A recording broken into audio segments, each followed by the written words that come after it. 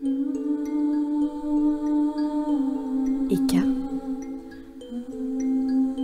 le podcast des mythologies vivantes.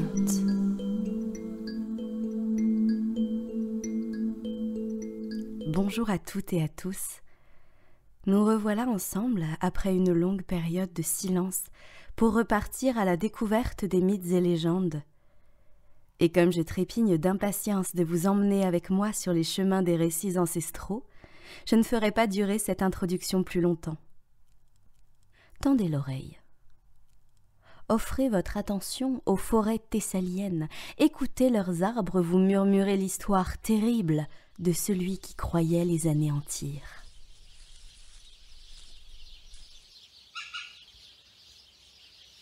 Il est un bois, au cœur de la Thessalie, au pied du mont Ossa. Il est un bois qui fut jadis consacré à Déméter. Déméter, déesse prodigue des moissons, de l'abondance, des bonnes récoltes, déesse de la vie. Il est un bois, et dans ce bois, il est un arbre sacré entre tous. C'est cet arbre qui fut choisi pour recevoir les honneurs des humains.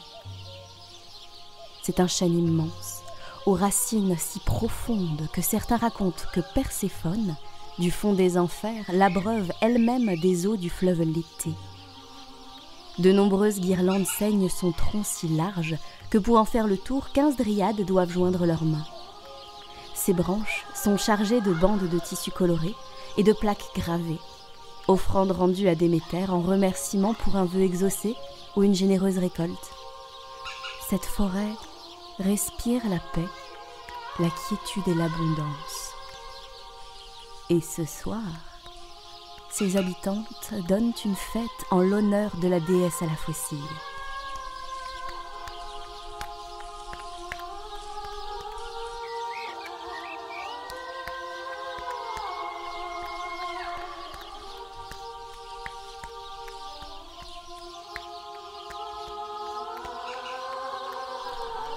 Les entendez-vous? Entendez-vous ces voix? Entendez-vous ces rythmes et ces chants? Ce sont les dryades, nymphes de la forêt. Entendez-vous leurs pieds battre la terre, plonger dans l'humus fertile? Entendez-vous leurs mains frapper au rythme des hymnes à Déméter? Les entendez-vous chanter et danser autour du chêne sacré? Entendez-vous la vie, les souffles et les mouvements? Entendez-vous l'arbre croître, ses glands germer sous les pieds des nymphes? Entendez-vous les espoirs des humains? Ils sont venus en nombre, à la lumière du jour, accrocher aux branches les marques de leur adoration. Mais cette nuit, le peuple de la forêt reprend les lieux, arrose le sol fertile de sueur et de larmes extatiques. La transe joyeuse fait vibrer chaque fibre de ce bois. Entendez-vous la vie? Entendez-vous des sabots dans le lointain? Des chevaux? Mais montés par qui? Quel humain s'aventurerait dans ces bois en cette nuit sacrée? Le bal des dryades cesse. Chacune tend l'oreille, le souffle suspendu dans le silence soudain.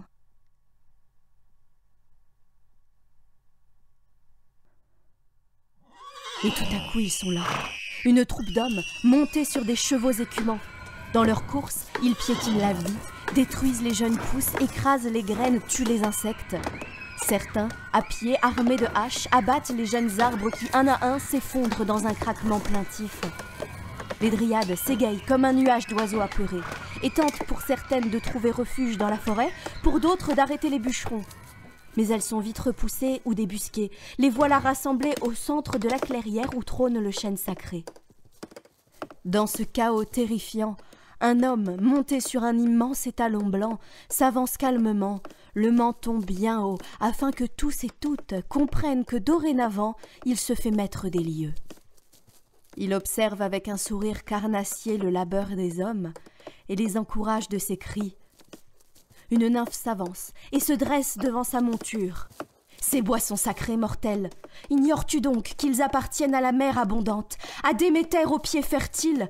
Quitte-les avant de la mettre en colère et de... L'homme talonne son cheval et la renverse. Il avance au milieu des dryades et se plante au pied du chêne.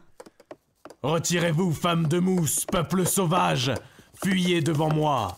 Ne me reconnaissez-vous pas, je suis Érysichthon, roi de Thessalie. Cette forêt croît sur mes terres, j'en disposerai donc selon mon bon vouloir. Ici se dressera bientôt mon nouveau palais, ce sol fertile sera parfait lorsqu'il sera planté de colonnes à ma gloire. Fuyez sans résister ou je ferai poser les fondations sur vos corps, morts ou vifs. Trouvez-vous une autre forêt ou mourrez avec celle-ci. Toi! Le jeune bûcheron qui l'avait interpellé leva la tête, à la fois surpris et effrayé. Abat cet arbre magnifique, une fois débarrassé de ses loques, il sera parfait pour y sculpter mon trône. Ainsi, mon cul reposera sur le bois sacré de votre déesse. Le jeune homme s'approche de l'arbre d'un pas hésitant, s'immobilise et d'une main moite et tremblante lève sa hache. Qui craint-il le plus? Son roi ou les dieux? Il abaisse son bras de quelques centimètres avec l'intention de refuser. Il se retourne juste à temps pour voir Érysichthon sauter de cheval et le visage tordu par la rage abattre une hache sur son cou. La tête, fauchée dans une expression de terreur, roule au pied de l'arbre. Le corps, lui, s'effondre mollement dans une pose grotesque et déverse son sang qui se mêle à l'humus. Enjambant le cadavre, le roi se plante devant le chêne et abat sa hache sur le tronc centenaire. Un cri de douleur terrifiant s'élève alors de l'arbre, ses branches se mettent à frémir et un flot de sang jaillit de la blessure infligée à l'écorce. « Ça suffit, mortel! Écarte-toi de cet arbre car il est ma demeure. Je suis Déo, la Madriade liée jusqu'à la mort à ce chêne, et Déméter même entre toutes ses servantes. Si tu continues, ce n'est pas à un simple végétal que tu t'en prends, mais à la race des dieux. Nombreux sont les humains qui ont tenté de défier les Olympiens. Lycaon, Tantale, Midas, tous étaient bien plus puissants et malins que toi, et quel fut leur sort? Te crois-tu si différent d'eux? Pose ta hache et cesse cet abattage sacrilège. Laisse aux dieux ce qui leur appartient ou ils te prendront tout ce que tu possèdes. Soumets-toi! Voyez-vous ça? Non contentes de vivre dans les arbres comme des bêtes, les dryades se sont reproduites avec eux. Quelle créature dégénérée! Tu me donnes encore plus envie de raser cette forêt, et tant mieux si toi et les tiens disparaissez.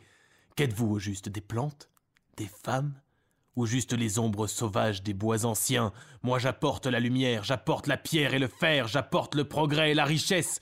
Vous brûlerez sur l'autel du futur. Du passé je ne laisserai que des cendres, et qu'un dieu tente de m'en empêcher. Je ne crains aucun d'eux, et surtout pas une vieille femme aux mains tachées de boue.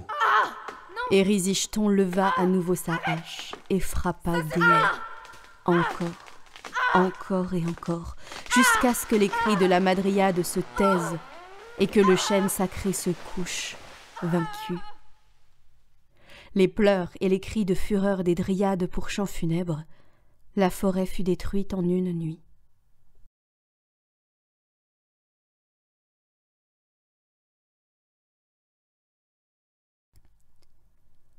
À l'aube, seules les souches restent. Les hommes sont rentrés chez eux, et les dryades, désormais apatrides, prennent le chemin de l'exil.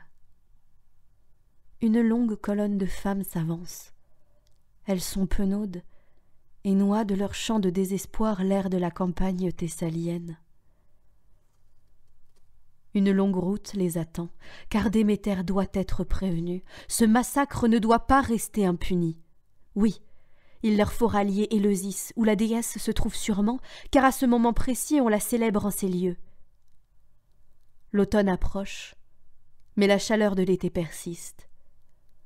Le soleil brûle les peaux blanches des dryades habituées à l'ombre des sous-bois, l'air chaud consume leurs poumons, les cailloux du chemin blessent leurs pieds. Que la mousse de leur forêt leur manque. Mais elles avancent. Que peuvent-elles faire d'autre? S'arrêter? Se laisser mourir au bord de la route? Peut-être s'établir dans une autre forêt? Mais leur sœur serait morte pour rien, et Érysichthon le bourreau construirait son palais sur ses restes.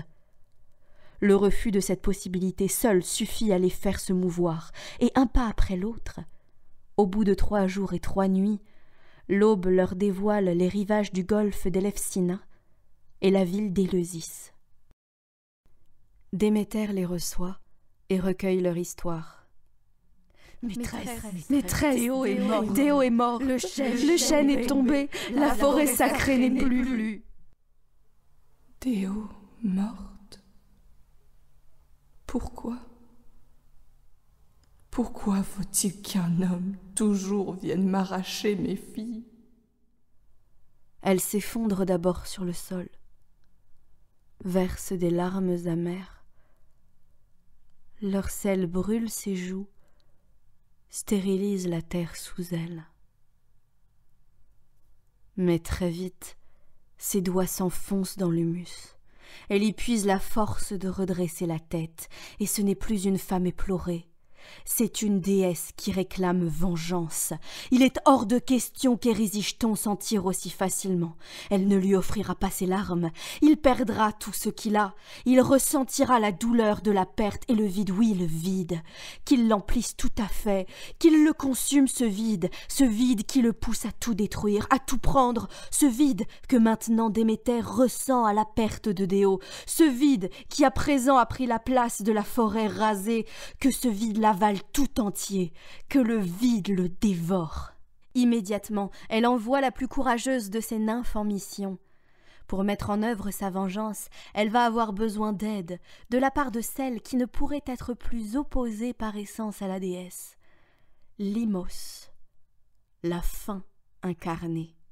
Rends-toi dans les monts du Caucase, là où rien ne pousse, là où le sol de pierre n'accueille aucune vie, et trouve Limos. Je ne puis m'y rendre moi-même. Il m'est impossible de négocier avec elle. Nous sommes bien trop différentes. Moi, l'abondance et elle le manque. Moi, la profusion et l'aise. Elle, la famine et la souffrance. En mon nom, demande-lui de punir Érysichthon. Le temps presse. Je ne veux pas qu'il ait l'occasion de poser la moindre pierre de son palais.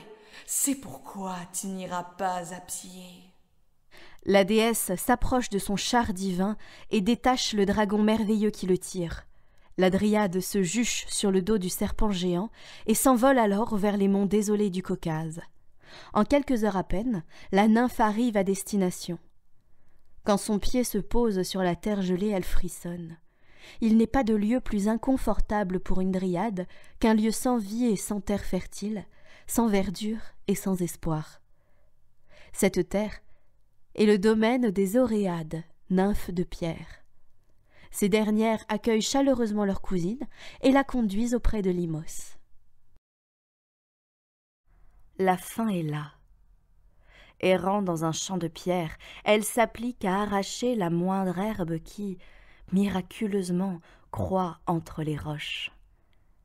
Jamais satisfaite, Limos détruit méthodiquement chaque trace d'abondance et de vie, avalant tout, dévorant tout, annihilant tout, ne laissant rien.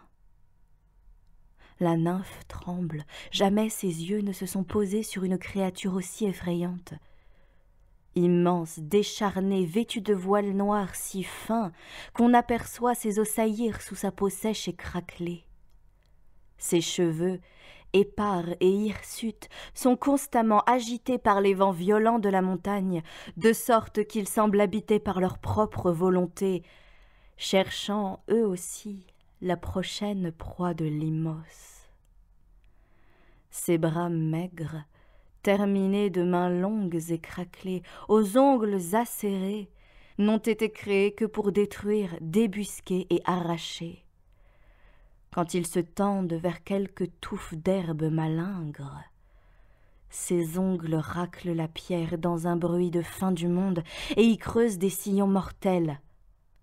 Mais le plus terrifiant, ce sont ses yeux. Enfoncés dans son visage creux, sertis de cernes d'un violet malsain, ils sont du plus sombre des noirs, qui semblent aspirer l'air et la lumière même. Les croisés reviendraient à laisser une part de soi et de sa vie se faire avaler par le vide sans fin. Les Oréades sont parties. Même elles craignent Limos et fuient son regard et ses mains. La Dryade s'avance malgré la terreur et s'adresse à la faim. Celle-ci suspend ses gestes, courbée au-dessus d'une graine à peine germée, et écoute sans la regarder la nymphe lui faire part de la supplique de Déméter. Une fois le discours achevé, Limos, sans un mot, sans un regard, se redresse lentement. Chacune de ses vertèbres émet un craquement sinistre en revenant se placer au-dessus de la précédente. Depuis quand ce dos ne s'était-il pas redressé? Elle tourne les talons et entreprend de descendre de la montagne, prenant le chemin de la Thessalie.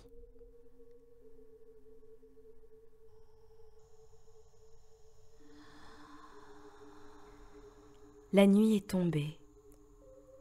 Dans le palais d'Érysichthon, l'obscurité a tout envahi, prenant possession de chaque pièce, de chaque fissure et avec elle, le silence. Un vent glacé venu du nord s'engouffre dans les couloirs déserts. Il est l'escorte de Limos. La voilà qui pose le pied sur le seuil du palais, et le froid et l'obscurité semblent s'épaissir encore. Elle s'avance, lentement dans le silence mortel qu'elle apporte. On n'entend que les craquements et les cliquetis de ses os et le sifflement de son souffle. Humant l'air, elle détecte chaque soupçon de vie. Elle passe devant les cellules des serviteurs. Elle passe devant les quartiers des fonctionnaires du palais. Elle passe devant les appartements des nobles et des invités de marque. Elle s'arrête devant la chambre d'Érysichthon. Les lourdes portes s'ouvrent devant Limos, comme si elle craignait le contact de ses doigts glacés. Érysichthon est là. Dans un lit où pourraient tenir 5 personnes, il dort. Sur le dos, les membres en étoile autour d'un corps gonflé du banquet de la veille. Même dans le sommeil, il semble vorace et conquérant. La fin s'approche. Elle se penche et tend la main vers le visage du roi. Ses doigts arachnéens caressent la barbe rêche et parfaitement taillée qui blanchit à ce contact. Elle soulève la couverture et se glisse entre les draps. Elle enlace le roi qui se met à gémir comme pris dans la toile d'un affreux cauchemar, ignorant que ce qui arrive à son corps dans le monde réel est bien plus effrayant que tout ce qu'il pourra voir en songe. Limos saisit les bras d'Érysichthon et plante ses doigts dans sa chair. Immobilisé, il ne pourra se soustraire à cette étreinte. Elle se juche sur lui, en serrant la taille du roi de ses jambes. Son visage vient frôler celui de sa victime, et ses lèvres violettes et craquelées viennent s'écraser contre celles d'Érysichthon. Ce dernier est pris de violentes convulsions, son corps se tord, ses yeux s'ouvrent grands pour se révulser, il se débat. Mais Limos, qui semble pourtant si impalpable, le tient fermement cloué sur le lit. Elle ouvre grand la bouche, forçant celle du roi à s'ouvrir de même, et plonge dans sa gorge. Elle y entre tout entière, tel un serpent entrant dans son trou.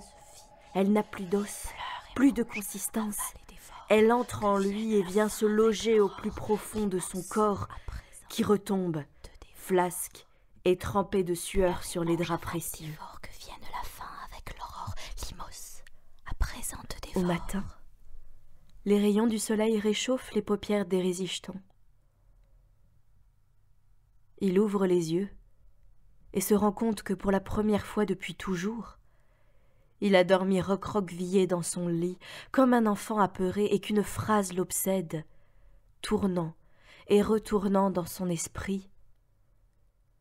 Déméter et Déo te saluent. Il n'a pas le temps de s'attarder sur ce détail, car une crampe d'une rare violence le force à se plier sur son estomac. Il a faim. une faim plus intense qu'il n'en a jamais ressentie. Aussitôt il appelle ses serviteurs et ordonne qu'on prépare pour lui un petit déjeuner des plus copieux. Une fois attablé, il engloutit tout ce qui lui tombe sous la main, sans même prendre le temps de mâcher, il dévore tout ce que lui ont préparé ses cuisiniers. Il en redemande. Aux cuisines on s'active, tous connaissent le caractère irascible de leur roi, et aucun n'a envie d'être la cible de sa mauvaise humeur. On abat les agneaux, découpe les légumes, rôtit les volailles, ouvre les jarres de miel, casse les amandes et les noix. On prépare, en somme, un banquet qui pourrait nourrir très convenablement plusieurs dizaines de convives. Érisicton, seul à table, engloutit sans faiblir tout ce qu'on lui apporte. Il mange, mange, mange, mange et rien ne peut le rassasier. Tout ce qui franchit ses lèvres et tombe dans son estomac semble disparaître. Il a faim, si faim, et rien ne parvient à le combler. Alors il demande plus, dévore plus, engloutit plus. Rapidement, les celliers se vident. « Encore! Donnez-moi encore! J'ai faim! Donnez-moi plus! » »« Seigneur, il n'y a plus rien. Vous avez mangé tout ce que nous avions. » »« Alors sortez de la ville, réquisitionnez toute la nourriture que vous trouverez. Allez dans chaque ferme, dans chaque échoppe et prenez tout. » Érisicton mange, mange et mange encore. Il mange le pain de ses sujets, et quand le pain vient à manquer... « Encore! Donnez-moi encore! J'ai faim! Donnez-moi plus! » »« Seigneur, il n'y a plus rien. Vous avez mangé tout ce que possédait notre peuple. Le pays est vide de nourriture. » »« Alors prenez l'or. Envoyez des esclaves acheter dans les pays voisins. Achetez tout. » Érisicton mange, mange et mange encore. Il mange le pain acheté avec l'or de ses caisses, et quand le pain vient à manquer... « Encore! Donnez-moi encore! J'ai faim! Donnez-moi plus! » »« Seigneur, vous avez mangé tout ce que nous avons pu acheter. Les celliers sont vides, le peuple n'a plus rien à manger, et le pays est ruiné, il n'y a plus rien. » Érisicton est ruiné. Toujours plus vorace, il entraîne son pays dans sa déchéance. Le peuple de Thessalie crie famine, se meurt, et enfin se révolte. Érisicton n'a plus rien. Ni palais ancien ou nouveau, ni royaume, ni trône d'enchaîne sacré, ni fortune, ni orgueil. Il n'y a plus rien. Il n'a plus rien. Si ce n'est sa fille Mnestra. Tous deux se retrouvent dans le caniveau, à vivre de l'aumône des gens. Voilà le roi qui défiait les dieux, voilà le roi cupide qui ne pouvait se contenter d'un seul palais. Il est là, il a la boue pour trône, des loques pour atour, la poussière des rues pour couronne, et toujours cette faim. Elle ne l'a pas quitté, et plus il mange, plus elle le dévore. Son corps à présent est comme son cœur, un abîme sans fin, qui attire à lui tout ce qui l'approche sans jamais être comblé. Mnestra mendie pour son père. À lui les gens ne donneraient rien, trop heureux de voir disparaître le roi indigne, responsable de leur misère. Ils le laisseraient mourir de faim ou le tueraient de leurs mains. Mais elle ne rapporte jamais assez. Érisicton n'est jamais satisfait. Un jour, il trouve la solution. Comment se débarrasser de Mnestra, cette bouche à nourrir inutile, et gagner par la même occasion de quoi soulager sa faim? Voilà la pauvre jeune femme vendue à un marchand de la ville. L'homme est vieux, lubrique, et ne la rendra pas heureuse. Mais Érisicton ne voit que l'or et la nourriture qu'il va pouvoir se procurer. Le marchand achète la princesse une bouchée de pain. Érisicton ne pourra en obtenir plus, il sait que sa fille s'est déjà donnée à un autre homme. Elle a donc perdu presque toute sa valeur. Le roi déchu traîne sa fille jusqu'à la plage et lui ordonne de n'en pas bouger avant que son futur époux ne la récupère. Mnestra est seule sur cette plage. Elle pleure. Elle était princesse. La voilà moins qu'une femme, une marchandise, un bien de piètre valeur dont on se débarrasse. Pourtant elle est fidèle à son père. Ainsi sont élevées les princesses. Sois loyal envers l'homme qui te possède, père, frère, époux. Tu n'es qu'un chien dont la laisse passe de main en main. Elle pleure. Elle pleure parce que tout ce qu'elle peut faire maintenant, c'est supplier un autre homme. Le seul qui ait jamais été doux et aimant avec elle. Elle avance vers le rivage. L'eau de mer lave ses pieds sales. Elle s'agenouille et laisse ses larmes se mêler à la mer. C'est un appel. Son amant l'entend et accourt. Poséidon, le dieu de la mer, prend forme humaine et jaillit de l'écume pour rejoindre Mnestra, prostrée sur le sable. Il s'agenouille à ses côtés, relève son menton et écarte le rideau de cheveux qui cache son visage, ravagé par le désespoir. Il ne peut l'emmener avec lui. Ils le savent tous les deux. Poséidon est déjà marié et on n'abandonne pas une déesse pour une mortelle. Je ne peux te libérer de ton père ou de ton futur mari, même si c'est tout ce que je désire. Mais je peux te faire un cadeau d'adieu. Si je ne peux te libérer, je peux te faire le don d'un pouvoir qui te permettra de le faire. Mais c'est à toi, et à toi seul de briser tes chaînes. Je suis ton allié, mais tu seras la maîtresse de ta liberté, Mnestra. Puis il se retire, comme les vagues quittent le rivage après la marée haute.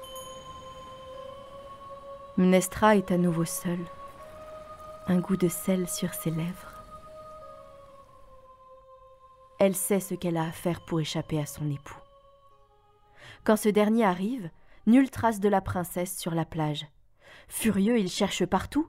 Un pêcheur observe le large depuis la plage. Le marchand le questionne, mais le pêcheur n'a rien vu. Le marchand quitte la plage en rage. Érysichthon arrive après lui et questionne à son tour le pêcheur qui reste muet.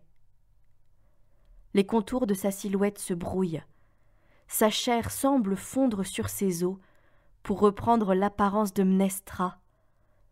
Voilà le don offert par Poséidon. Un don normalement réservé aux divinités les plus puissantes de l'Olympe, la métamorphose. Érysichthon n'en croit pas ses yeux, mais bien vite, sa cupidité reprend le dessus et il entrevoit déjà comment ce nouveau don pourrait lui être utile. Mnestra se retrouve vendue une nouvelle fois à un autre homme. Elle s'échappe, transformée en jument, et revient auprès de son père. Elle est vendue une troisième fois et s'échappe sous l'apparence d'une vache et revient auprès de son père. Elle est vendue une quatrième fois et s'envole, changée en oiseau, et revient auprès de son père. Très vite, le bruit court dans la ville que le vieil Érysichthon promet sa fille encore et encore, empoche l'argent qu'il dévore, sans que la fille jamais ne passe plus d'une heure avec son nouveau mari. Plus personne ne veut acheter Mnestra et l'arnaque s'essouffle. Quand Mnestra revient, changée en biche après avoir échappé au tout dernier mari piégé par Érysichthon, ils savent tous les deux que ce tour sera le dernier. Mais Érysichthon a toujours faim. Depuis qu'ils ont été chassés du palais, la faim ne l'a pas quitté et l'a obligé à se nourrir des pires immondices, à commettre les pires atrocités. Mais à présent, plus personne ne veut leur faire l'aumône, plus personne ne veut acheter Mnestra. Alors Érysichthon n'a qu'un seul choix. Se laisser dévorer par la faim ou commettre un dernier forfait, le pire de tous. Quand Mnestra s'approche sous les traits de la biche, le roi déchu ne voit plus sa fille. Il ne voit qu'un animal, il ne voit qu'un morceau de viande. Il pose la main sur son encolure, l'enlace comme pourrait le faire un père aimant. Mais il est tout sauf cela. Ce n'est pas une étreinte, c'est un piège. Il plante ses dents dans la chair de Mnestra qui hurle et se débat, mais Érysichthon la tient fermement. Les yeux de la jeune femme se révulsent. Elle comprend alors qu'elle ne s'est jamais libérée, que son corps libéré de ses acheteurs ne cachait que son esprit, prisonnier de son amour filial aveugle.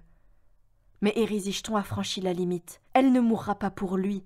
Elle ne se laissera pas dévorer. Elle se libère maintenant. Que son père affronte seul la conséquence de sa cupidité. Son corps, comme cette forêt qu'il a détruite, ne lui appartiennent pas. Pour la dernière fois, Mnestra fait appel au cadeau de Poséidon. La chair de la biche se dérobe sous les dents d'Érésichthon. Mnestra s'envole. Elle s'est changée en papillon. Libérée de corps et d'esprit, elle bat des ailes de toutes ses forces pour s'éloigner le plus vite possible de son père et commencer sa nouvelle vie. Cette fois, c'est bien fini. Érésichthon est seul. Rendu fou par la faim, ses dernières traces d'orgueil s'effondrent. Il se courbe, se vautre dans la boue, torturé par cette malédiction. Il se tord pour soulager la douleur, mais rien n'y fait. Déméter et Déo te saluent. Une seule personne a le pouvoir de mettre fin à ses souffrances, celle qui les a causées. Alors Érésichthon se met en route. Traînant sa vieille carcasse décharnée, il se rend à l'endroit précis où son sort s'est scellé. Dans le bois sacré, ou en tout cas, là où jadis se trouvait ce bois, car aujourd'hui, il n'en reste que des souches. Des souches dressées pour rappeler que jadis la vie foisonnait, dressées comme des accusations, comme des monuments, dressés pour les morts. Rien n'a repoussé. Le sol semble stérile, la vie a déserté ce sanctuaire autrefois si prodigue. Érésichthon arrive au centre du cimetière. Là se trouve la souche, celle du chêne, celle de Déo. Épuisé, il s'adosse à elle, prostré, enfonçant ses ongles dans la terre stérile pour résister à la douleur et mettre à distance la folie. Déméter, ça suffit! J'ai tout perdu! Mon palais, mon trône, mon royaume et même ma fille. Cette punition a assez duré. Délivre-moi, rends-moi ma vie. J'étais roi, à présent je ploie devant toi. Tu as ce que tu voulais, maintenant libère-moi. Tu exiges encore. Tu n'as rien appris, Érésichthon. Tu penses que mon pardon, comme ma forêt, comme ton royaume te sont dus. Il n'en est rien. Tu as voulu prendre sans jamais donner. Tu as voulu accumuler sans jamais remercier. Tu as tué et tu veux être pardonné.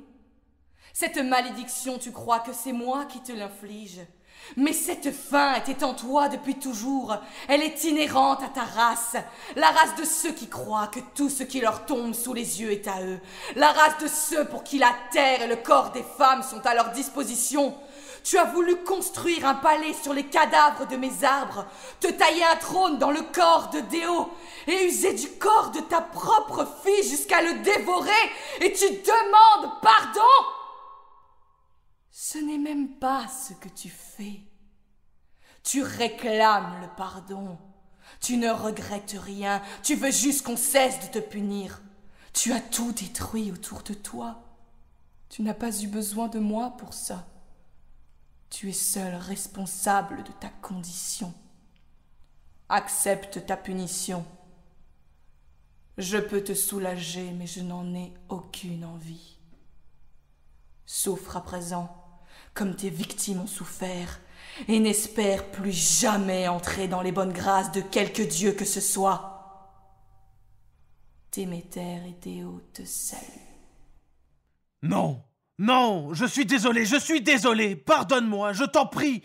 Pitié, je n'en peux plus, ne sois pas si cruel. Aide-moi, sauve-moi. Ne me laisse pas, reviens, reviens, reviens. Les cris d'Érésichthon n'y firent rien. Déméter avait décidé de son sort. Il était condamné. Jamais cette faim ne le quitterait. La folie le gagna. La douleur et le pardon qu'on lui refusait finirent de le faire sombrer dans les abysses. Il avait faim, si faim, et rien ne pouvait le sustenter. Effondré dans la poussière, il avisa son pied. Si, bien sûr qu'il lui restait quelque chose. Il attrapa son membre et le porta à sa bouche. Sans hésitation, il y planta les dents et dévora sa propre chair. Son corps entier n'était que douleur. Mais il ne distinguait même plus la douleur liée à ses blessures et la douleur liée à la faim. Le soleil se coucha et Érésichthon passa ainsi la nuit à dévorer son propre corps. Quand l'aube arriva, Au pied de la souche du chêne sacré, il ne restait rien. Érysichthon avait disparu, englouti par sa propre faim, ne laissant derrière lui qu'une toute petite flaque de sang. Il avait semé la mort, la tristesse, et jusqu'à sa propre destruction. Après les cris, le silence est revenu dans le bois sacré. Le silence? Pas tout à fait. Entendez-vous? Sous la terre, au pied de la souche de l'arbre sacré, arrosé par le sang du roi autophage, entendez-vous la graine qui vient de germer?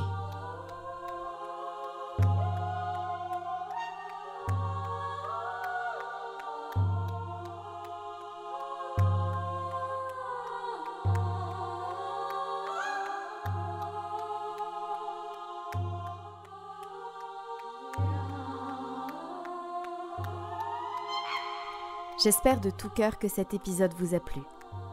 J'ai beaucoup aimé traiter le mythe de Déméter et Érysichthon, parce que pour moi, il fait partie de ces mythes qui résonnent de façon assourdissante avec notre actualité et qui révèlent que les travers de l'humanité sont les mêmes depuis des temps immémoriaux.